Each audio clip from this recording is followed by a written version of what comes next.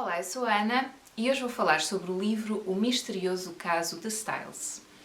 O livro que eu tenho é este, ou a edição que eu tenho é esta. Isto é uma edição da RBA Coleccionables S.A., mas a tradução foi cedida por Edições Asa 2 S.A. Pronto.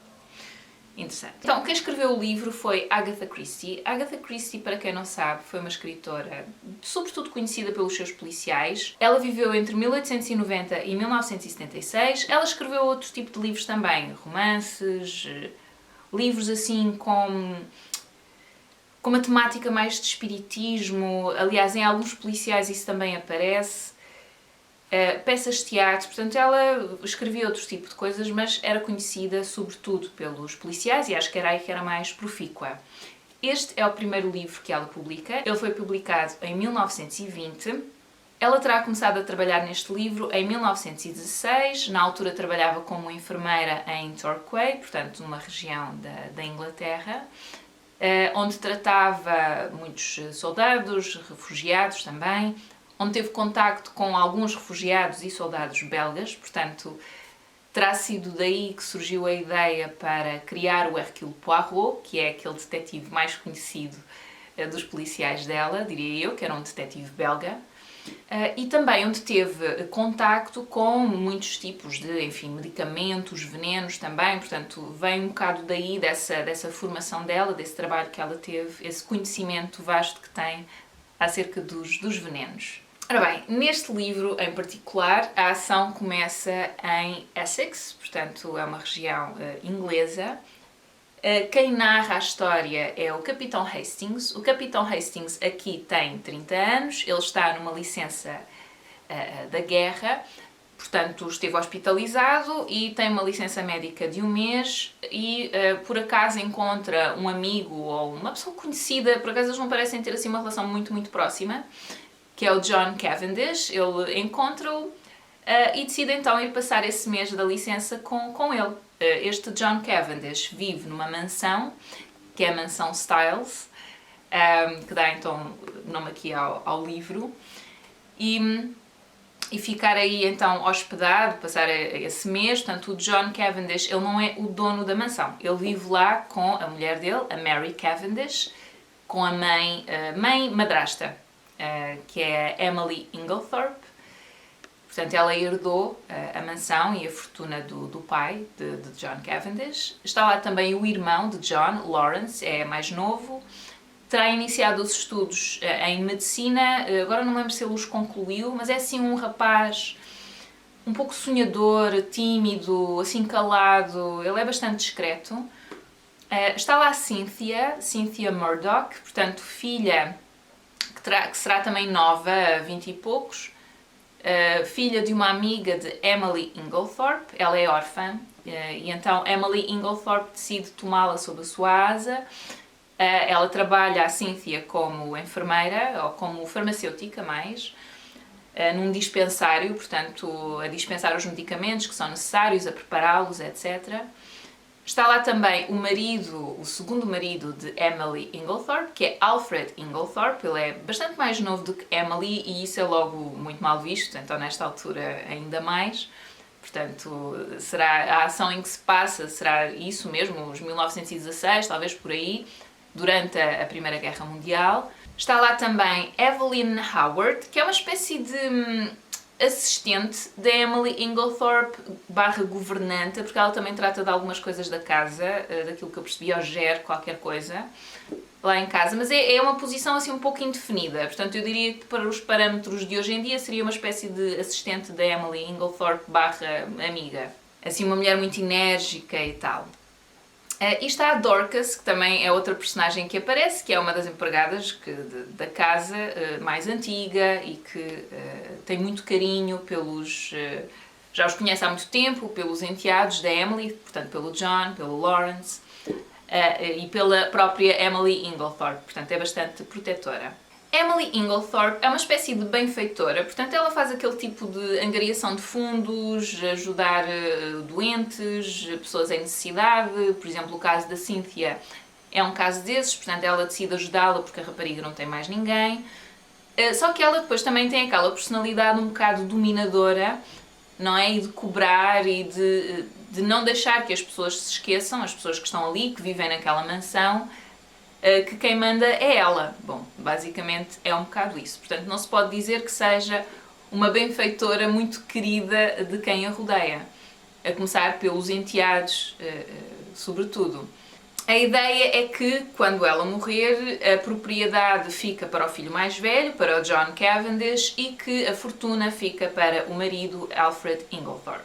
As tensões nesta casa são grandes, portanto, há aqui bastante conflito em relação ao Alfred Inglethorpe. Ele é muito mal visto pelos enteados. Depois tem uma personalidade que parece um bocado bajuladora da Emily e depois também parece que não é nada natural. A Evelyn Howard, portanto a assistente da Emily, detesta-o, fala muito mal dele. E há o dia fatídico em que a Emily chateia-se alegadamente com o marido, portanto tem uma discussão com o marido, com o Alfred. Ele, entretanto, sai de casa e nem sequer dorme em casa. A Evelyn Howard tem uma discussão com a Emily também e diz-lhe assim umas verdades, não é? O teu marido é isto, é aquilo, ele só está contigo por causa do dinheiro, coisas assim. Sai da casa também e vai para não sei para onde, pronto, sai. Muito desembastada, muito triste. Pede ao Capitão Hastings para olhar por Emily, porque diz eles são todos uns abutres. Todos os que estão nesta casa ninguém gosta dela, olhe por ela. O Capitão Hastings é uma personagem muito engraçada, aliás, eu acho que neste livro, tanto o Capitão Hastings como o Poirot, que vai aparecer mais à frente, são personagens bastante cómicas e eu acho que é uma coisa que vai se suavizando um bocadinho ao longo dos livros que ela depois vai lançando. Portanto, nos livros seguintes. É algo que se vai suavizando nos livros seguintes. Mas então o Capitão Hastings recebe aquele aviso, de género, ok. O Capitão Hastings é isso, é muito engraçado, é um bocado cómico, parece um pouco ingênuo, encanta-se com a Mary Cavendish, portanto com a mulher do John Cavendish, acha muito bonita, muito interessante. Não é uma questão de apaixona-se perdidamente e quer tirá-lo ao amigo. Não, não é nada disso. É uma coisa muito mais platónica e eu acho que esta personagem do Capitão Hastings tem muito deste tipo de romances platónicos com mulheres que ele acha fascinantes. Também acha a Cynthia muito interessante. Ao ponto também de, por exemplo, a Mary Cavendish parece ser muito amiga de um Dr. Bauerstein, é assim um homem conhecido na sua área, um toxicologista conhecido. E ela está muitas vezes com ele e é uma coisa que irrita um bocado o Hastings. Ele tem ciúmes, bom, basicamente. Então às vezes há assim umas personagens satélites.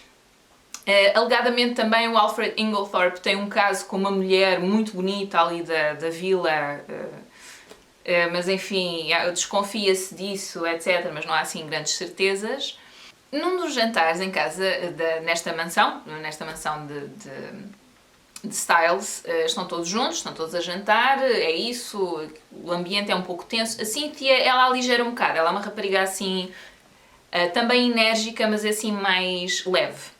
Vamos lá. E ela pergunta, não sei se é ela que pergunta agora, na verdade, mas eles a dada altura perguntam ao Hastings o que é que ele tenciona fazer depois da guerra. E ele diz que, e tal, acha que poderá ser um detetive. Portanto, que ele acha que tem assim uma série de aptidões e tal, que o poderão habilitar, não é, para essa posição. E que conheceu um detetive muito interessante, com uns métodos muito interessantes, o Hercule Poirot. Não sei se foi na Bélgica, isso já não sei. E que acha que pode ir por aí, portanto, seguir essa via e ser um detetive. E isso fica no ar. Ele mais tarde, na vila, encontra Hercule Poirot. Portanto, Hercule Poirot está refugiado, efetivamente, em Inglaterra. É um dos protegidos da Emily Inglethorpe. Portanto, ela cede umas casas que terá nessa vila para uma série de refugiados belgas. Hercule Poirot é um deles. E então ele está-lhe muito agradecido e tal. E está ali, enfim, a ver o que é que há de fazer da vida e tal. Numa espécie de interregno, de qualquer coisa. O Hastings encontra-o e eles conversam um bocado, reencontram-se, a relação é boa. Depois então, porque eu entretanto perdi-me um pouco, portanto, há esse dia em que ela tem uma série de discussões e há assim, portanto, é quando há um pico de tensão na casa e Emily Inglethorpe, na madrugada do dia seguinte, acorda toda a gente, está a ter uma espécie de um ataque dentro do quarto, trancou a porta do quarto, então eles estão a ter muita dificuldade em entrar. conseguem forçar a porta e ela está a ter uma série de convulsões. Portanto, ela descobre-se depois que foi envenenada com estricnina. E o Hastings sugere que se chama o Hercule Poirot. Ele diz que ele é bom e é muito discreto. Portanto, se vocês não se importarem, eu vou chamá-lo para ele investigar este caso. Pronto. E então Hercule Poirot entra desta forma nesta história. Há também outras personagens. A Scotland Yard, entretanto, aparece também na fase do inquérito. Eles querem prender o Alfred Inglethorpe. Tudo aponta para o marido de Emily, que não passou a noite em casa. Não se sabe onde é que ele esteve. Ele está a ter muita relutância em dar um alibi, em dizer onde é que esteve, efetivamente. Não se sabe bem como é que ela foi envenenada, nem quando. Sabe-se que foi, mas não se sabe como nem quando, em que bebida. É muito misterioso. O Japp, já agora, também já conhecia o Poirot, portanto, numa altura em que esteve em Bruxelas, no início do século XX, acho que é 1904, que eles dizem no livro. Eles trabalharam num caso juntos, um caso de fraude em Bruxelas, então também já se conhecem, então não é preciso apresentar ninguém, isso é super cómodo. Já existir assim esse background e essa história para trás que, enfim, não implica que eles tenham de se conhecer, que não sei o quê, eu acho isso engenhoso da parte da Agatha Christie. Assim, a coisa parece que já começa assim, mas eles já se conhecem, não é preciso estarmos a perder tempo com essas coisas. E então vamos investigar e Poirot vai investigar. A relação entre o Capitão Hastings e o Poirot é muito engraçada. O Poirot é representado aqui como uma personagem bastante excêntrica e eu acho que aos olhos mais sorumbáticos assim, dos ingleses e tal, ainda mais, provavelmente. O Capitão Hastings às vezes sente-se um bocado ofendido por algumas reações e algumas coisas que o Poirot diz. O Poirot também às vezes perde um bocadinho a paciência com o Hastings, porque o Hastings tem essa ingenuidade, ele não tem jeito. Portanto, aquilo que ele quer fazer ou que se imagina a fazer no futuro, de ser detetive, não, pelo menos não tem um jeito ou um talento natural. Digamos que teria de trabalhar bastante para lá chegar, não sei se é uma opção de carreira viável, vamos lá. Mas o Hastings é muito engraçado, ele é um pouco infantil nesse sentido e é uma personagem, ao mesmo tempo é querida, porque ele fica muito ofendido com o Poirot, mas depois se esquece muito rapidamente, porque o Poirot é carismático, tem aquela personalidade também que é excêntrica, mas por outro lado é do bem, pronto, não é... Ele não se quer chatear com o Hastings, mas às vezes perde um bocado a paciência com o Hastings, pronto, a verdade é essa.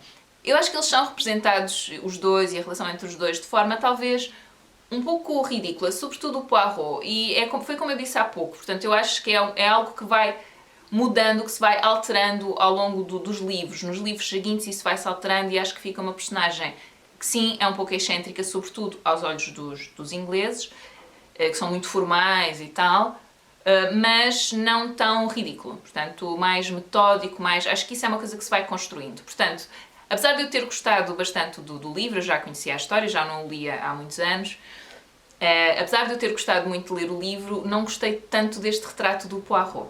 Curiosamente. Outra coisa de que eu não gostei muito foi o fim. A forma como ele apresenta a solução do mistério, não é? Como é que ela foi morta, por quem, porquê. Acho que é demasiado longo. Sinceramente, demasiado descritivo, passa por muitos passinhos. Essa parte, portanto, tudo o resto, a dinâmica do livro, eu acho interessante e acho que realmente puxa-te para o próximo capítulo e tu queres continuar, mesmo até já sabendo como é que é um final, a coisa, pelo menos a mim, envolve uma história, mas depois aquele final e a explicação é um pouco entedioso, sinceramente. Ou entediante, melhor dizendo. E também acho que é algo que se vai aprimorando nos livros seguintes. Portanto, sinto isso. Depende um pouco das histórias, mas acho que é algo que se vai aprimorando. Ela faz sempre esta coisa de reunir, mesmo na Miss Marple, não, na Miss Marple nem sempre. No Poirot, ela faz sempre esta coisa de reunir todos os suspeitos numa sala, seja onde for, e é aí que o Poirot dá a sua solução. Portanto, ele é uma personagem muito teatral, portanto, ele quer ter aquele público e enfim, causar assim, porque ele vai passando um por um quase, vai enervando cada um deles até dar a solução, não dá logo. E eu acho que é uma forma bastante apelativa de dar a solução, só acho que neste caso foi muito longa. Pronto. Eu recomendo que leiam o livro. claro. Acho que o facto de ter sido o primeiro livro que a Agatha Christie escreveu policial, portanto, se nunca leram nada da Agatha Christie, eu recomendo que comecem por este, sim. Mas que não se deixem desencorajar, porque ela realmente vai aperfeiçoando estas técnicas ao longo dos livros e são muitos livros, são muitas histórias. Eu acho que elas sugam sempre e dá para uma pessoa, enfim, ir para outro mundo e distrair-se um pouco do que está a acontecer agora. Eu acho que os livros também têm essa valência. Pronto, para quem gosta de policiais, claro, este é um género de que eu gosto imenso, então é uma coisa que serve para me distrair, para relaxar. É uma leitura bastante acessível, mas interessante na mesma. Eu acho que a parte psicológica das personagens e as relações entre as personagens, e há sempre um certo humor subjacente, acho isto muito apelativo na escrita da Agatha Christie. Os cenários costumam ser sempre um bocado idílicos, costumam ser assim umas famílias mais ricas, etc. Portanto, é tudo assim um pouco polido, sim, talvez. Não é aquela realidade crua e dura e... É assim, é uma espécie de Jane Austen, vamos lá, quer dizer, do século XX, meados do século XX e tal. Mas, ou primeira metade do século XX, whatever, ela escreveu até muito tarde, não interessa. São sempre assim cenários um pouco idílicos, não é? Sempre assim famílias um bocado endinheiradas, etc. Então é sempre um cenário um pouco mais, apesar de tudo, apesar das histórias serem pesadas, não é? Porque temos uma morte de alguém, não é? E temos um assassino ou uma assassina, alguém que planeou e os livros da Agatha Christie muitas vezes estão assentes nisso, num planejamento do assassinato, portanto não costumam ser coisas assim só porque apeteceu, é um maluco, não, aquilo foi planeado e eu acho que isso para mim também é o mais interessante nos livros dela. Portanto, apesar de ter essa aura que é sempre muito negra, não é? Depois ela traz para cima com algum humor, com a relação entre as personagens, com um cenário de fundo muitas vezes assim polido e bonito, etc. Bom, é isso. Eu recomendo, espero que tenham a oportunidade de ler este livro. Eu estou sempre à procura de outros escritores de policiais, portanto, se tiverem sugestões também, deixem lá em baixo nos comentários. Eu não tenho mais nada a dizer deste livro. Eu ia fazer um vídeo a seguir sobre um documentário que eu vi ontem, que é o Framing Britney Spears. Isto foi um documentário que saiu há uma semana, saiu no dia 5 de fevereiro. Estou aqui a olhar para o bloco onde tenho os apontamentos.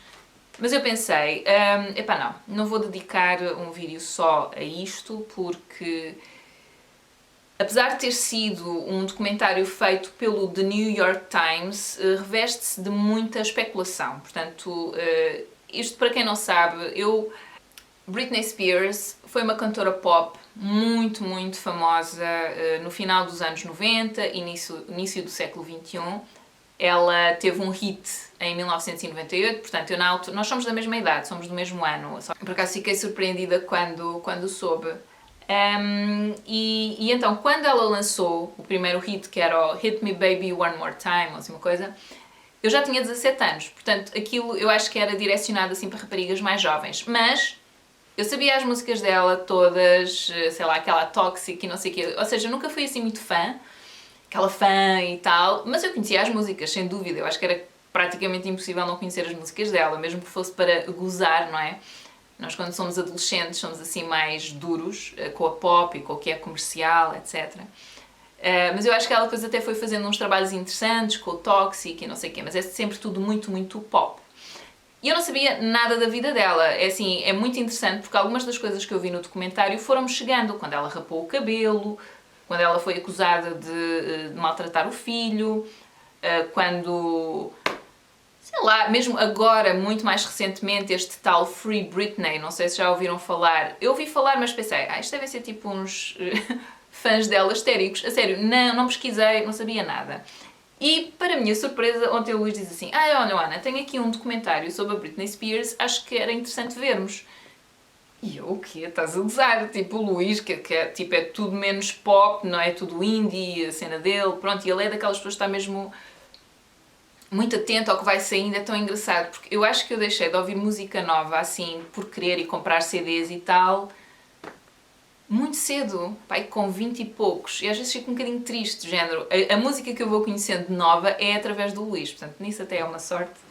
Enfim, mas fiquei muito... Enfim, isto tudo para dizer que fiquei muito surpreendida quando ele disse isso. Assim, pronto, está bem, queres ver? Vamos ver. Eu nessas coisas sou mais experimental, vá, vamos ver.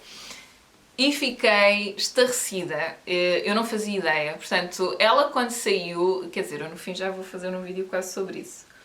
Eu acho que vou pôr isso no thumbnail, não sei bem como, mas vou... E faço sobre os dois, fica um vídeo sobre os dois, pronto. Então, basicamente, mas eu não quero que isto fique muito longo. Ana, tem calma.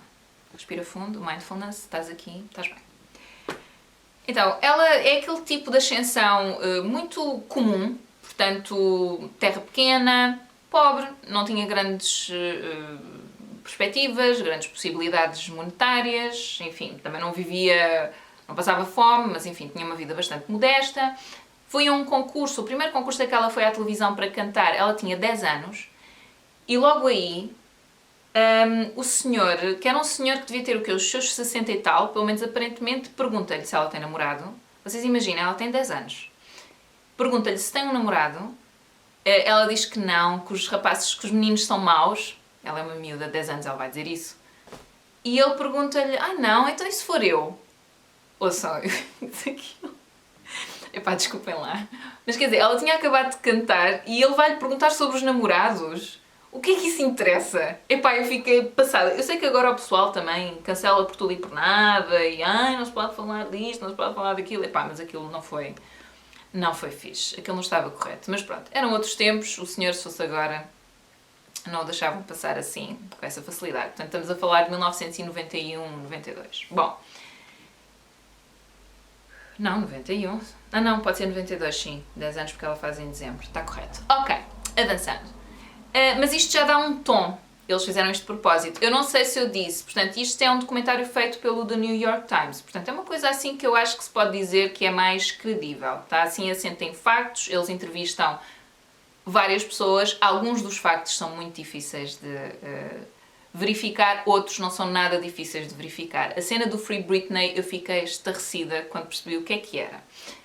Mas eu quero fazer só este percurso o mais rapidamente que eu conseguir. Eles entrevistaram uma assistente, que foi assistente da Britney, porque ela depois... os pais fizeram um esforço para ela ir para Nova York, ela fez parte do Clube Disney com 11 ou 12 anos, portanto, ela fez aquele percurso... Arranjaram-lhe uma agente, etc.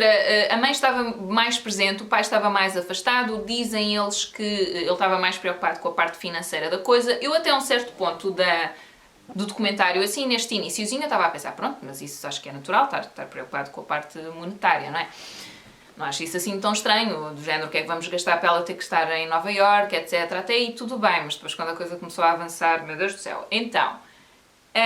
ela faz este percurso todo, lança o Hit Me Baby One More Time, tinha 16 ou 17 anos, quer dizer, depois eu tinha 17, não interessa, eu estou-me aqui a aprender com pormenores. 16, 17 anos lança esse hit, começa a ficar muito, muito conhecida e durante toda a sua carreira as entrevistas, é claro que elas podem ter sido escolhidas a dedo, claro, no entanto aconteceram, mesmo que tenha tido outras entrevistas muito interessantes. Na maior parte das entrevistas perguntam-lhe muito sobre a vida sexual. Há uma altura em que o entrevistador pergunta-lhe das mamas dela. São assim coisas que eu... depois há umas pessoas que falam que estiveram com ela, sei lá, uma... Como é que se diz? Eu não sei qual é a palavra em português, uma stylist. Portanto, alguém que arranjava a roupa para ela usar, etc.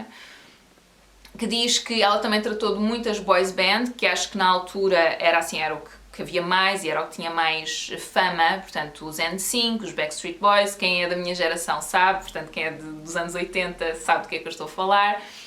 Eu também conhecia isso tudo, a minha irmã era super fã dos Backstreet Boys e eu também conhecia as músicas deles e a verdade é que também gostava de algumas, não vou dizer que não.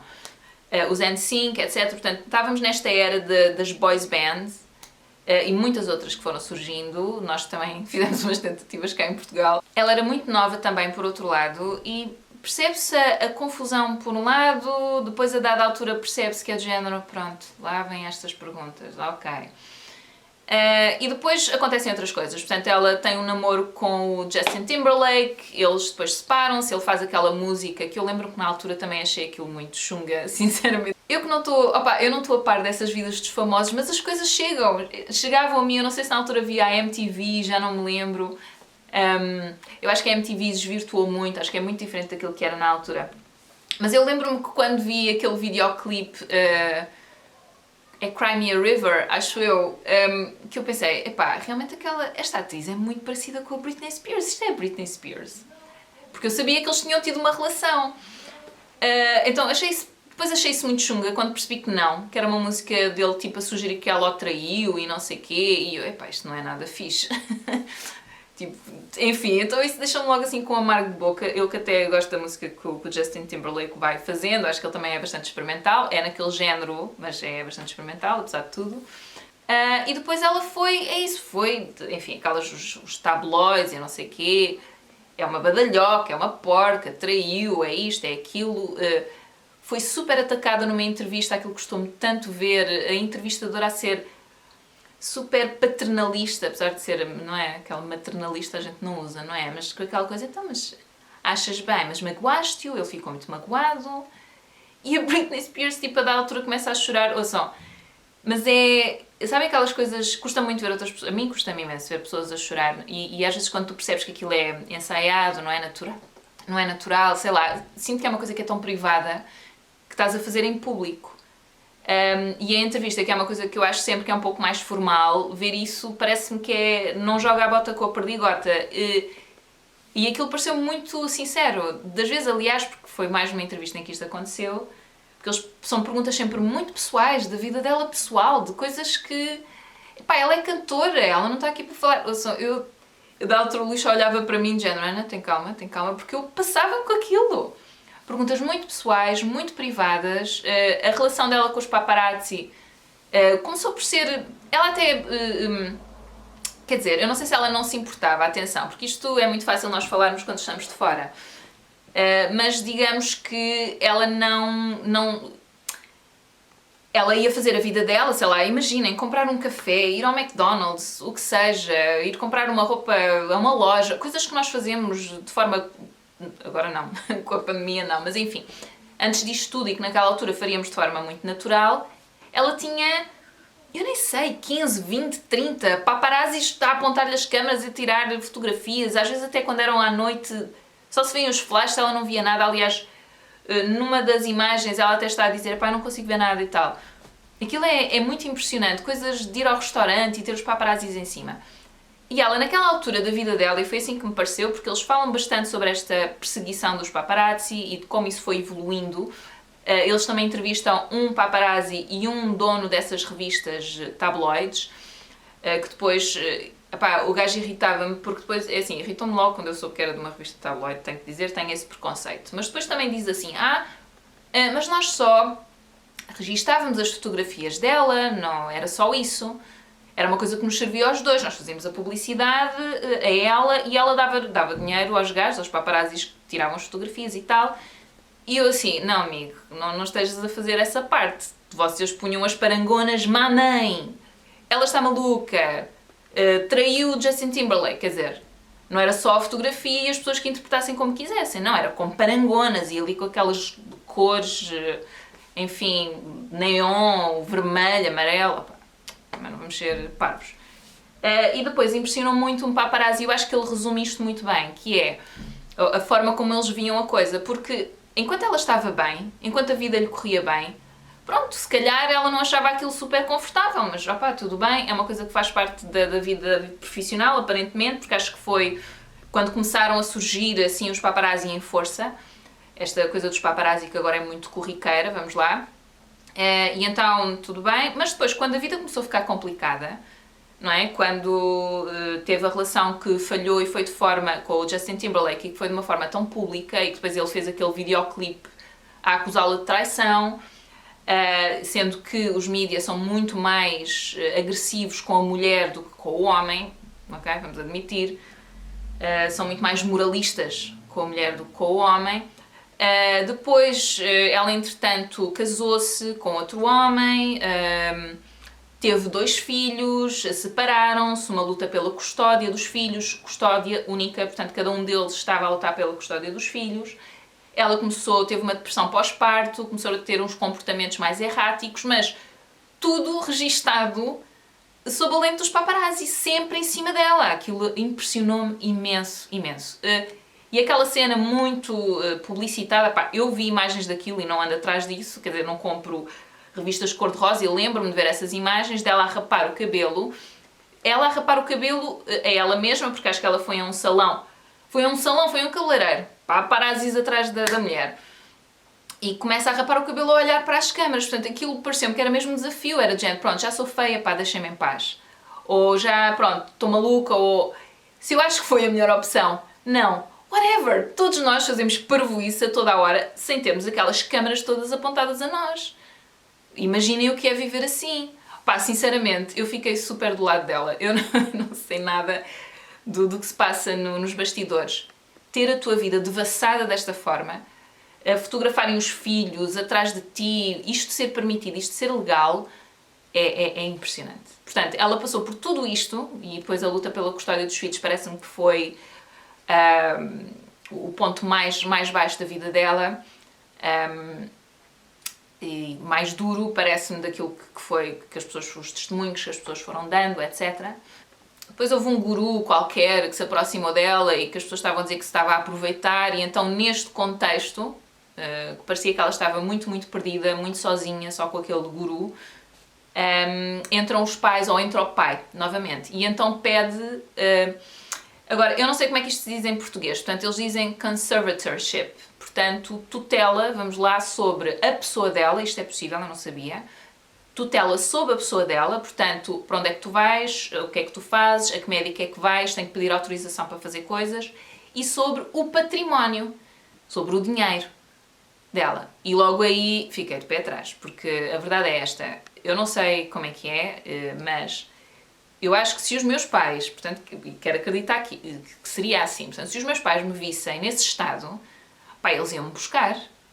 Então, pá, tu vens para o pé de nós. Desculpa, não, já chega e tal, vens para o pé de nós e tal. Eu, pelo menos espero, e acho que era isso que eles iam fazer.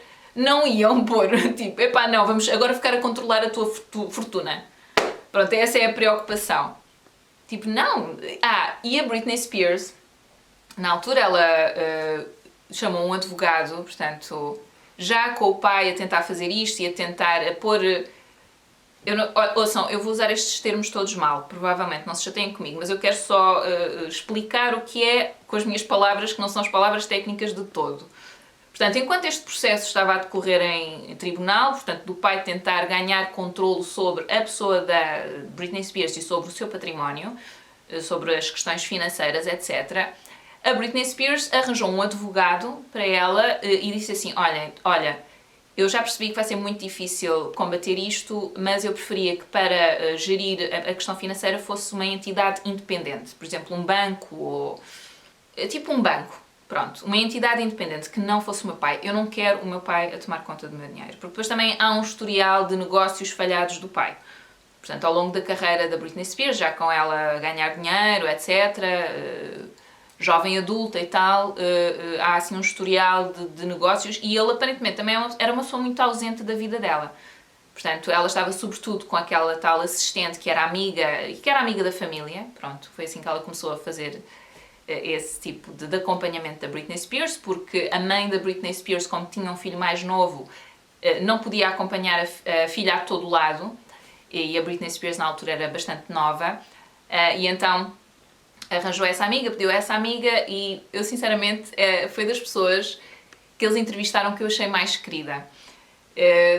Tinha fotografias da Britney Spears, falava com carinho da Britney Spears, portanto parecia assim, estava a falar de uma pessoa real, humana, com sentimentos, e que diz a dada altura, pá, nós temos aqui a ouvir a ela, eu quero muito que ela apareça e que conte, e que fale do que é que se passou e o que é que aconteceu e tal, porque tudo isto vai acontecer. Portanto, toda esta questão da tutela, isto aconteceu em 2008, portanto foi quando ela atingiu assim estava no fundo, e então foi quando tudo isto aconteceu. Ela pediu então a esse advogado e disse, olha, eu acho que não vou conseguir combater isto, mas eu preferia que fosse uma entidade externa a gerir o meu dinheiro, independente. O advogado que deu a entrevista também para este documentário apresentou isso em tribunal, essa vontade da Britney Spears, mas o tribunal disse, epá, não, nós temos aqui um relatório médico que eu não te posso mostrar, que diz que ela não é capaz de tomar essas decisões. Portanto, ela não, é do género, ela não sabe o que está a dizer, ela não sabe o que quer, portanto, não. E então ficou o pai a tomar conta de tudo, ainda está a tomar conta agora. Entretanto, algumas coisas foram surgindo nos mídia, ela criou uma conta de Instagram, e então parecia que tinha assim umas mensagens subliminares nessas fotografias. Isso eu não sei se era imaginação ou não dos fãs, mas a verdade é que umas fãs criaram um podcast em que analisavam, esmiuçavam essas fotografias e essas mensagens que a Britney Spears publicava nesse Instagram. Ela nesta altura sempre controlada pelo pai, portanto o dinheiro que ela ganhava, continuou a fazer espetáculos, continua a ter, aliás ainda faz neste momento, acho que é em Las Vegas, mas o dinheiro que ela ganha, uma percentagem vai para o pai e depois tudo o que ela queira fazer tem que ser com o acordo dele. Tem que ser com o consentimento, desculpem, dele. Mas enfim, nessas mensagens e tal que estas fãs foram analisando, e eu quando as vi, elas não eram... Estava à espera assim de umas miúdas um bocado histéricas, mas não, elas próprias admitem, pá, nós decidimos, ok, vamos esmiuçar isto, vamos fazer um podcast disto, é giro, é engraçado, pronto. E começaram a perceber que havia qualquer coisa que não estava certo. Esta questão do controle que o pai tinha sobre as coisas dela, sobre a imagem, sobre os movimentos da Britney Spears, isto já era um bocado público. Ela aparece num documentário da MTV, já depois de estar sob este controle, a dizer que aquilo parte do meu coração, pá, mas a dizer que é assim um segmento muito, muito pequenino, que ela não é livre, não é? Que não há nada como ser livre, que não há nada como tu decidires por ti. Ela que tudo aquilo indica, de outros testemunhos, bailarinos que trabalharam com ela, etc., que ela era muito independente, era uma rapariga muito independente. Muito forte, muito decisiva, muito assertiva. Portanto, para uma pessoa assim, imaginem o que é sentir-se controlada. Portanto, ela teve um momento muito baixo, sem dúvida, mas não... Quer dizer, chegar a este ponto é impressionante, Quer dizer, parece-me que a preocupação não é efetivamente com ela. E sempre muito esmiuçado nos mídias, muito criticado nos mídias, gozarem com ela, tipo, programas de televisão, Imaginem o que era. Seria como aqui, em Portugal, no Quem Quer Ser Milionário, uma das perguntas ser a gozar com a Britney Spears. Coisas assim. Horrível, horrível. Eles até fizeram um pouco um paralelo com a Monica Lewinsky, porque acho que uma das situações aconteceu nessa altura também, quando foi aquele escândalo entre a Monica Lewinsky e o Bill Clinton, com o escrutínio a que foi sujeitada a Monica Lewinsky por comparação com o Bill Clinton. Ela é que era a badalhoca, ela é que era terrível e gozaram imenso com ela sketches e ela foi-se muito abaixo, teve uma depressão grave. Epá, este meio às vezes é tão predatório, é tão cruel, sabem? Então é algo que já acontecia antes e que agora se calhar acontece mais na internet, mas às vezes as pessoas são muito cruéis, pá, sinceramente. E o próprio sistema é cruel, pronto. E então, neste momento, portanto, assim para resumir, porque eu no fim já acabei por contar tudo, deixa eu ver, estou em 13 minutos, ai meu Deus do céu. Bom, e tenho que tratar do almoço. Ai meu Deus, tenho mesmo que tratar do almoço. Então, assim, resumindo e concluindo, ela neste momento, portanto, acho que em 2019, portanto, o grupo de pessoas a apoiá-la e não sei o que foi crescendo imenso, começou a chatear um bocado o pai dela, o que é fixe, porque ele veio publicamente dizer algumas coisas parvas. Portanto, é algo de muito positivo e também há de ser para ela sentir que está apoiada de alguma forma, finalmente não está sozinha, não é?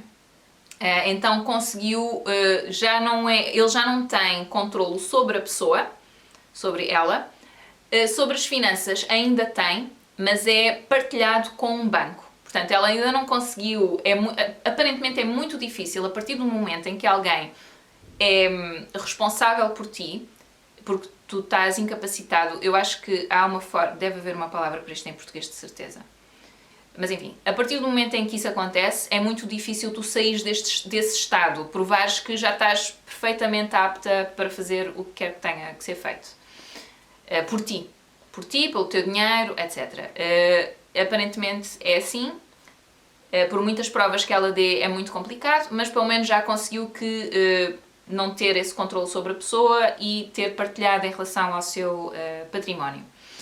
Então, entretanto, As relações com o ex-marido suavizaram, ela tem contacto com os filhos, está com os filhos também. Enfim, só para rematar, eu acho que há uma cena que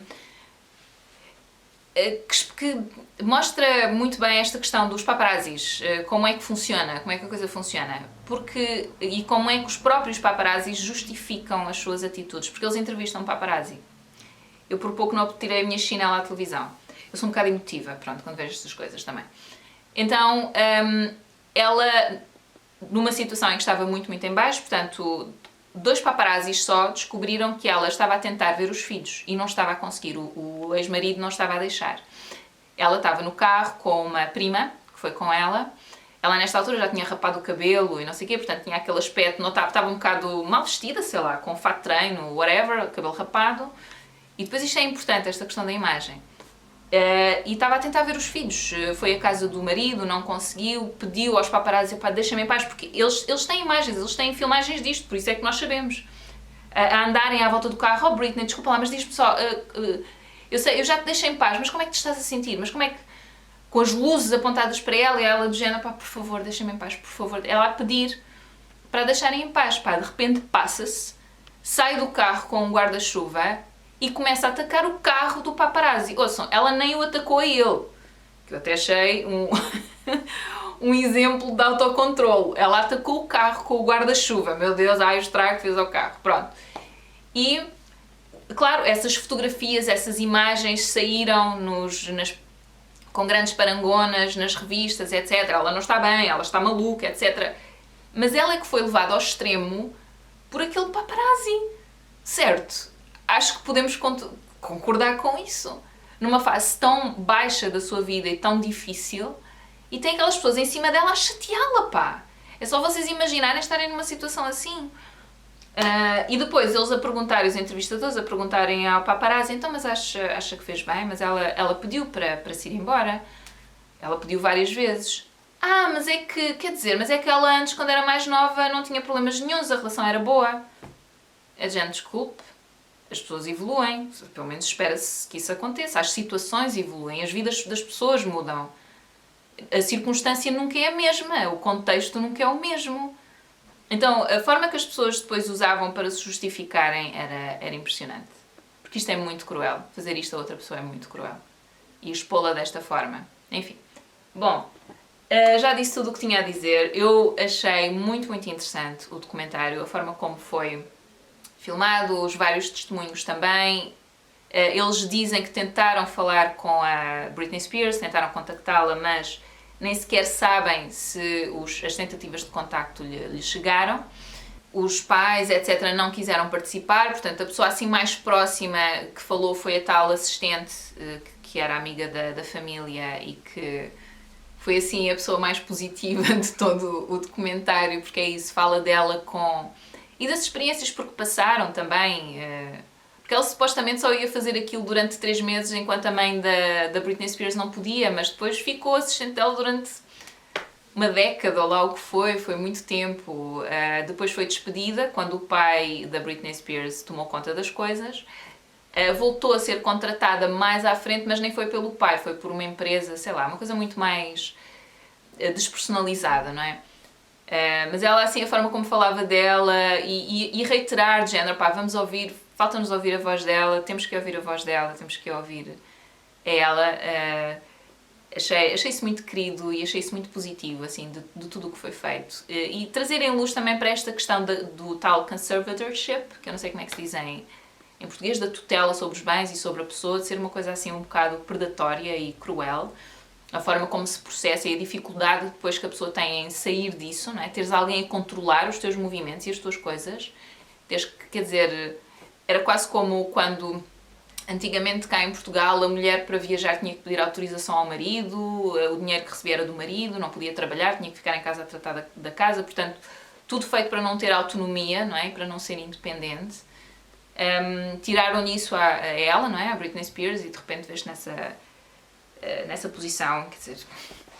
E depois todo o escrutínio a que a vida dela foi sempre colocada, coisas que saíam na televisão, entrevistas.